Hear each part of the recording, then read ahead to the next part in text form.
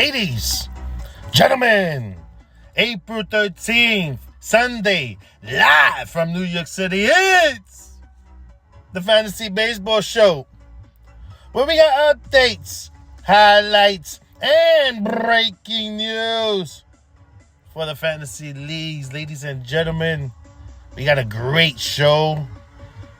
Fantasy baseball scoreboards are out. It's Sunday. We got a new fantasy basketball champion.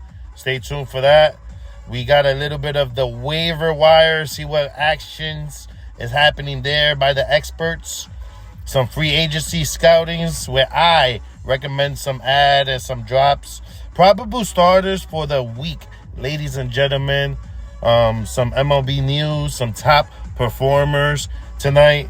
Talk a little bit about the New York Yankees. Stay with us. We got a lot, ladies and gentlemen.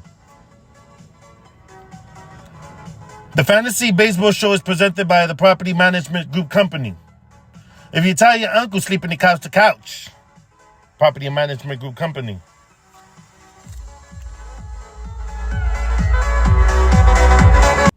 First and foremost, a huge congratulations to my brother, Droski, who is the new fantasy basketball champion for the 2025 season.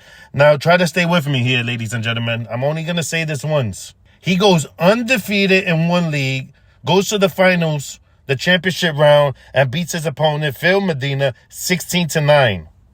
Right? Nice. Congratulations. In another league, he cruises through the season, makes a trades away Steph Curry for Trae Young.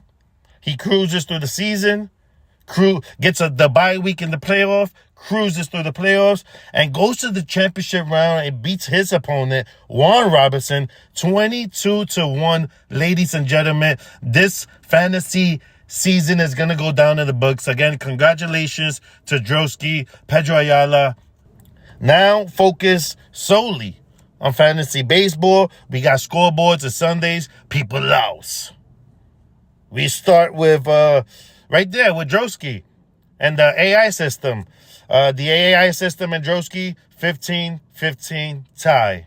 For the AI system, Fernando Tatis had 3 home runs, all solo shots for the week. And Garrett Crochet for the CPU, throwing 13 innings, 16 Ks. Then Droski on the other side had Xavier Edwards bat .429, a stolen base.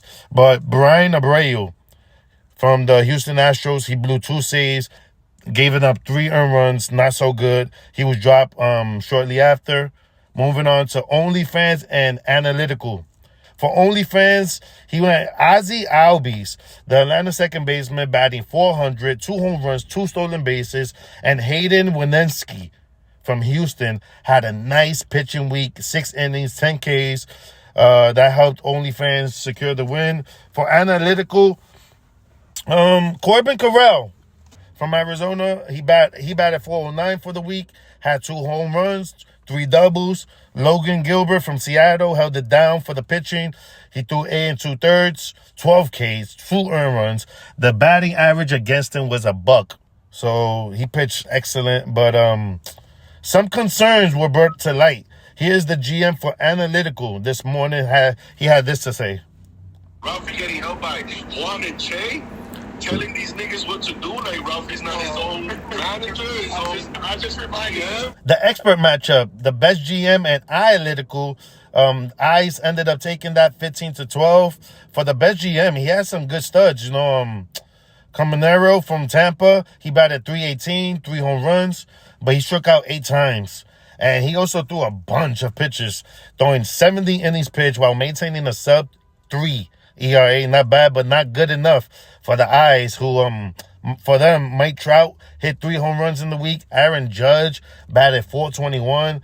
He had Max Fried and Nick Pivetta leading the pitching with 7 innings each. Double-digit Ks for both of them.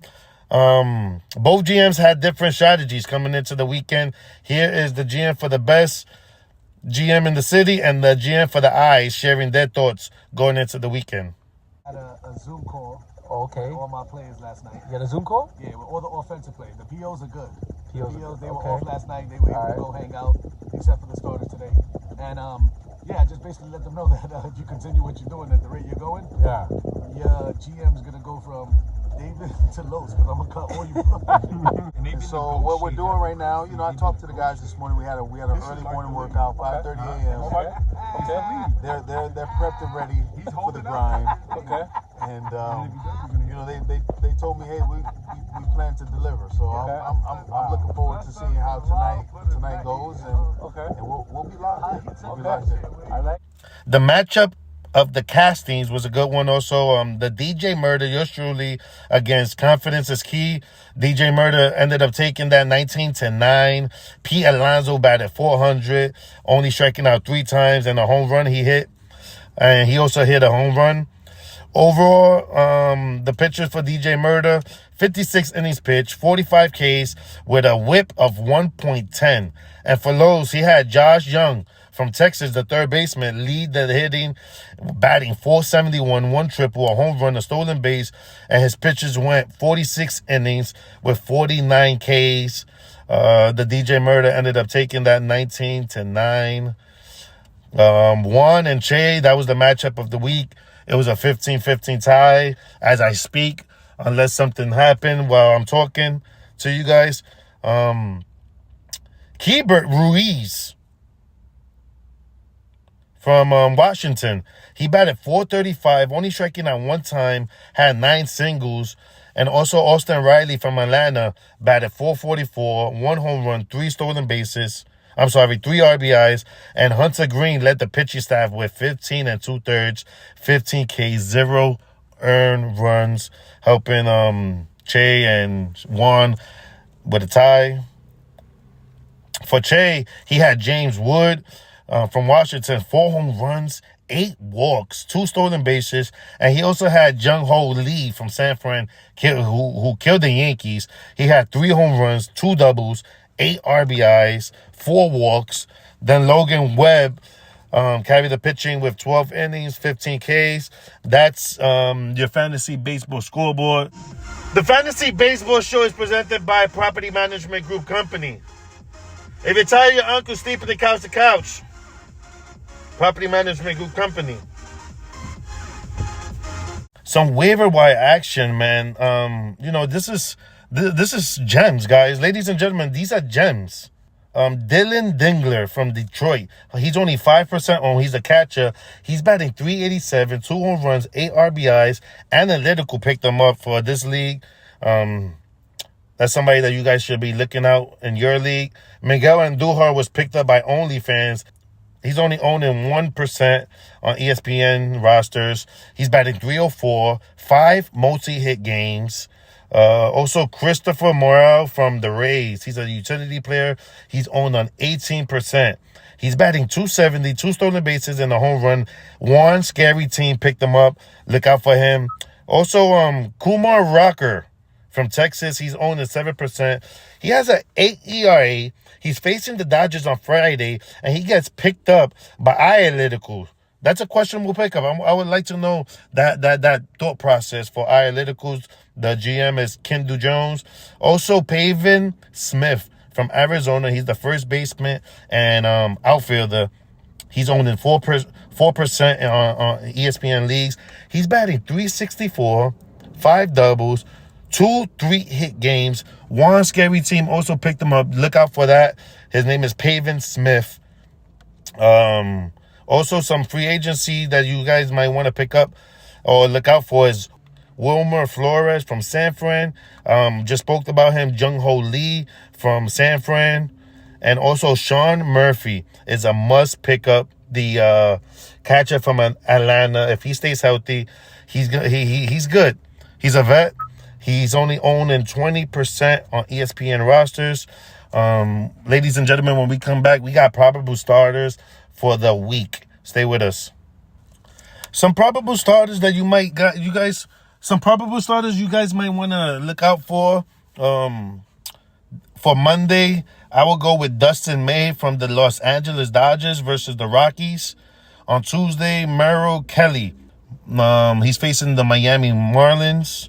On Wednesday, look out for Griffin Canning from the Mets. He's facing the Twins. On Thursday, J.P. Sears from the Sacramento A's is facing the Chicago White Sox. That's a good matchup to look for. For Friday, it's Luis Severino from the A's. He's facing the Brew Crew. On Saturday, Kyle Freeland from Colorado. And on Sunday, Chris Bassett from Toronto. If he's still available, that should be a good pickup. Those are the streamers, probable starters for the week. Talk a little bit about what happened today. Garrett Crochet, he pitched 8 no-hit baseball. Crochet ended up with 11 Ks, 1 earned run, because the bullpen ended up allowing that 1 hit to score. But the Red Sox ended up winning 3-1. How life works. Garrett Crochet, he gets traded to the Red Sox for Chase Medrot. And he ended up breaking up the no-hit bid for Garrett Crochet. God works in mysterious ways, ladies and gentlemen. So the Yankees ended up losing 2 of 3 to the San Francisco Giants. Carlos Rodon, he pitched great today. Both breaking balls were really good. He was in a great rhythm until the second home run from Lee, which was a 3-run shot, ended up being the blow of the game in the top of the 6th. Rodon has allowed most home runs since 2024. Again, Rodon has allowed the most home runs since 2024. A situation in that game that stood out for me, it happened in the bottom of the 4th. First and second, no outs. Just when it looks like it's going to be a short outing for Webb, he gets J.C. Escarra to foul out to third. Oswaldo Cabrera grounds out to first, and then Ben Wright strikes out. Ladies and gentlemen, this is going to be a problem. This is going to be a problem and a long season for the Yankees if they can't even play small ball in such situations. That's a perfect situation where you play small ball. You have to get the runners over. Escarra has to get the runners over. There's no question about it.